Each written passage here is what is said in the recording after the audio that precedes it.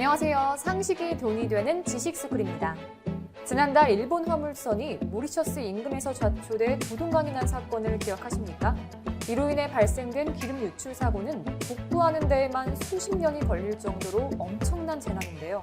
당시 해안선 가까이 접근해 배를 몰고 있었던 와카시오호는 모리셔스 해안경비대가 수차례 연락을 시도해 항로를 바꿔달라고 요청을 했지만 듣지 않았죠.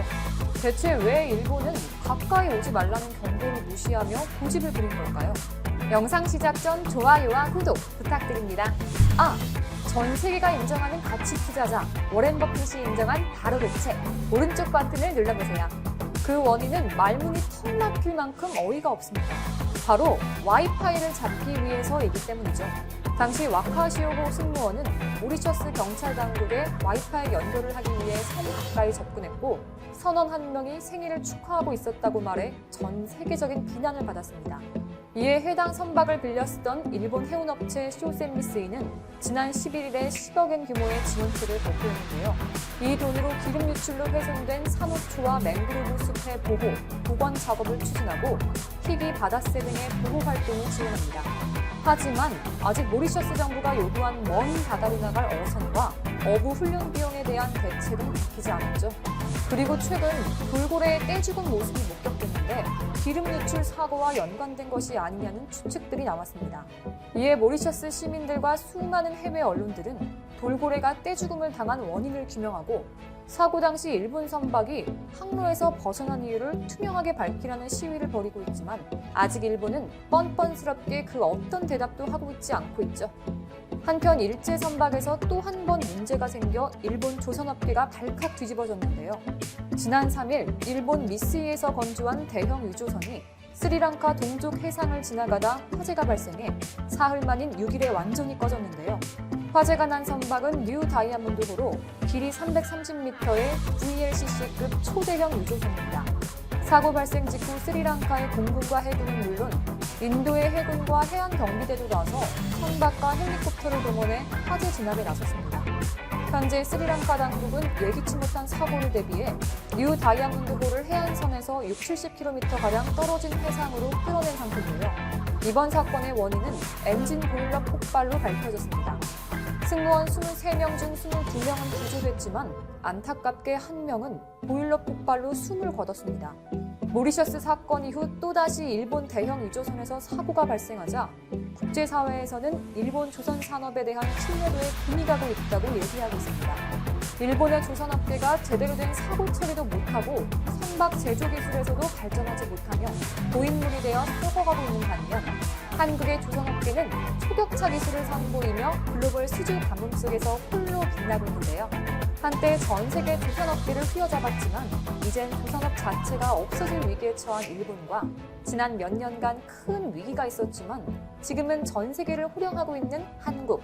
도대체 두 나라 사이엔 어떤 차이점이 있기에 이렇게나 상황이 달라진 걸까요? 두 나라의 차이점 중 하나는 시장 변화의 파악 능력입니다. 일본 조선업계는 새로운 시장 변화를 읽지 못하고 기술적인 한계에 봉착해 고인물처럼 썩어가는 중이죠.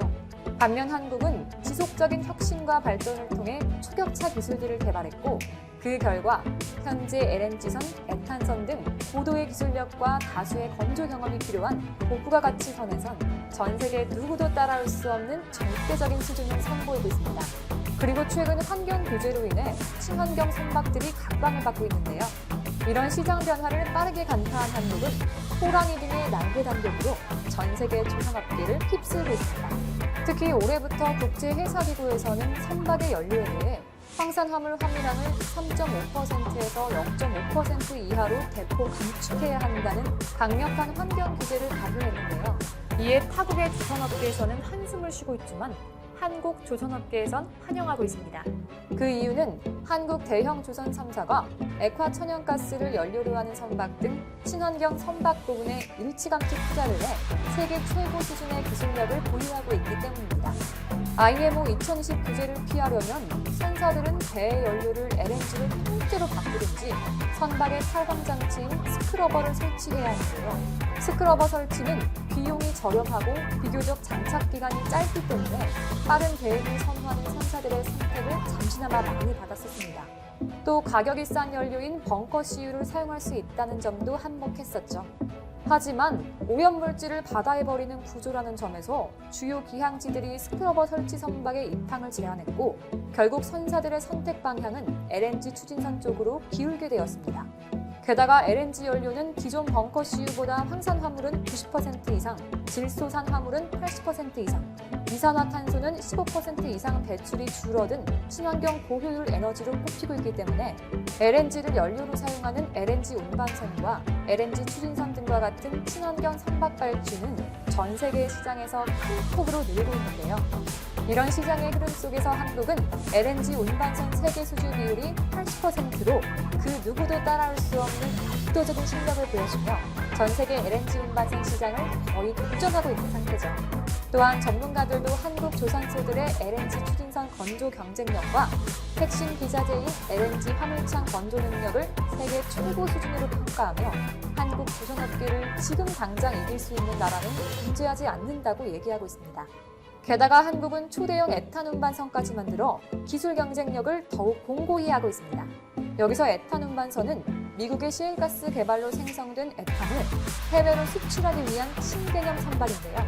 에탄을 액화 상태로 안전하게 보관하기 위해 화물창 내 온도를 영하 95도를 유지하며 운반해야 해서 엄청난 기술이 필요하죠. 그렇기 때문에 사실상 신뢰성 높은 초대형 에탄 운반선을 만들 수 있는 나라는 한국밖에 없습니다. 현재까지 전 세계에서 발주된 VLEC 18척 가운데 삼성중공업이 11척, 현대조선해양이 5척을 수주할 정도로 한국은 친환경 선박에 있어서 그 어떤 나라보다 절대적으로 앞서 나가고 있습니다. 심지어 이제는 첨단 4차 산업기술까지 접목해 경제성과 안정성을 강화한 스마트 선박 기술도 개발하고 있는데요. 여기에 암모니아, 전기, 수소 전기연료 전지 등 다양한 미래 추진 에너지까지 대비하고 있어 앞으로도 전 세계 조선업계 1위의 왕자는 한국이 쭉 유지할 겁니다. 이런 초격차 기술들로 한국 조선업계는 7, 8월 2달간 전 세계 선박 발주량의 70% 이상을 쓸어담고 중국과 3배 격차를 유지하면서 세계 1위를 기록했는데요. 이와 달리 일본은 8월 한 달 동안 아무런 수주를 하지 못해 단 한 척을 수주한 홍콩 출신 면역학 박사가 신종 코로나 바이러스 감염증이 중국 후베이 성우한 연구소에서 시작됐다며 조만간 이를 뒷받침하는 과학적 근거를 공개하겠다고 밝혔다. 코로나19가 팬데믹을 이루며 9개월 넘게 피해가 지속하는 가운데 해당 증거가 공개될 경우 적지 않은 파장이 예상된다. 홍콩대 공중보건대에서 바이러스학과 면역학을 전공한 일리먼 박사는 지난 11일 공개된 영국 매체 ITV 토크쇼 주문에 출연해 바이러스가 우한의 수산물 시장이 아닌 우한 바이러스 연구소에서 만들어졌다는 과학적 증거를 내놓겠다고 밝혔다. 다만 폭로 증거를 언제 공개할지는 언급하지 않았다. 인 박사는 유전자 염기 서열은 인간의 지문과 같이 식별이 가능하다며 유전자 염기 서열 등을 바탕으로 우한 연구소 발언서를 뒷받침하는 증거를 담은 보고서는 생물학적 지식이 없을지라도 읽어보면 코로나19 바이러스가 왜 중국의 연구소에서 나왔다는 것인지 확인하고 검증할 수 있다고 밝혔다. 인 박사는 우한 연구소 발언설 증거에 대해 중국 질병통제예방센터와 현지 의사들로부터 얻었다고 털어놨다. 홍콩대에 재직하며 코로나19 사태 초기 연구를 수행했던 임 박사는 코로나 바이러스의 인간 대인간 감염 가능성을 중국 정부가 공식 발표한 뒤 최소 3주 전 이미 알고 있었다고 폭로한 바 있다. 그는 지난해 말 중국 본토에 있는 동료 학자와 접촉해 사람 간 감염 사례에 대한 정보를 확보하고 유행병이 될 것이라고 대학연구소 책임자에게 보고했으나 폭살당했다고도 주장했다. 폭로 이후 신변의 위협을 느낀 임 박사는 지난 4월 홍콩을 떠나 미국으로 도피한 상태다. 임 박사는 바이러스 기원을 알지 못하면 우리는 그것을 극복할 수 없고 이는 모든 사람의 생명을 위협할 것이라고 말했다. 그는 위험을 무릅쓰고 폭로를 하는 이유에 대해서는 진실을 말하지 않으면 후회할 것을 알기 때문이라고 말했다. 그의 주장에 대해 중국 국가위생건강위원회는 어떤 지연이나 은폐도 없었다면서 우한에서 발병 사례가 확인되자마자 즉각 확산 방지를 위한 조사를 시작했다고 반박했다. 세계보건기구도 코로나 바이러스가 실험실에서 만들어졌다는 증거가 없다고 수차례 밝혔다. 옌 박사가 몸담았던 홍콩대 측고 우리가 이해하고 있는 주요 사실과 옌 박사의 주장은 일치하지 않는다면서 그가 밝힌 입장은 소문과 같고 과학적인 근거가 없다고 했다. 이 가운데 우한 연구소 발원서를 주장하는 옌 박사가 과학적 증거를 내놓는다면 잠잠했던 코로나19 기원 논쟁은 다시 가열될 전망이다. 돼지도 코로나19 걸릴 수 있다. 돼지도 신종 코로나 바이러스 감염증에 걸릴 수 있다는 연구 결과가 나왔다. 세계적으로 육가공 공장에서 코로나19 집단 감염이 속출하는 상황에서 육류의 코로나 바이러스 매개체 가능성을 두고 우려가 제기된다. 13일 홍콩 사우스 차이나 모닝 포스트에 따르면 캐나다 식품검사국과 미국 아이오와대 연구진은 돼지의 조직세포에서 코로나19 바이러스가 최소 13일간 생존한다는 연구 결과를 발표했다. 지난 11일 동료 검증 학술 논문 사전 공개 사이트인 바이오아카이브에 발표된 해당 논문에 따르면 연구진은 16마리의 건강한 요크셔 돼지에 코로나19 바이러스를 주입한 결과 무증상 감염을 포함해 약 30%가 양성 반응을 보였다고 밝혔다. 바이러스를 주입한 직후 돼지들은 사흘간 눈물과 콧물 증상을 보였고 한 마리는 기침과 함께 약한 정도의 오감을 보였다. 돼지들은 이외에는 별다른 증상을 보이지 않았고 면봉과 혈액, 체 검사에서 모두 음성이 나왔다. 이후 연구진은 실험 돼지들을 살처분해 장기를 검사했는데 이때도 코로나 감염에 따른 손상은 확인되지 않았다. 그러나 돼지들의 혈액 조직 세포에서 코로나 바이러스가 검출됐다. 연구진은 해당 세포가 세균 배양 접시에서 빠르게 번식하는 것을 확인했다. 또 돼지의 일부 혈액 샘플에서 코로나 항체가 발견됐다. 앞서 지난 5월 중국 연구진은 가축을 대상으로 대규모 코로나 바이러스 시험을 진행한 결과 돼지는 코로나19에 걸릴 수 없다는 결과를 내놓았다. 이번 연구진은 기존 실험보다 10배 많은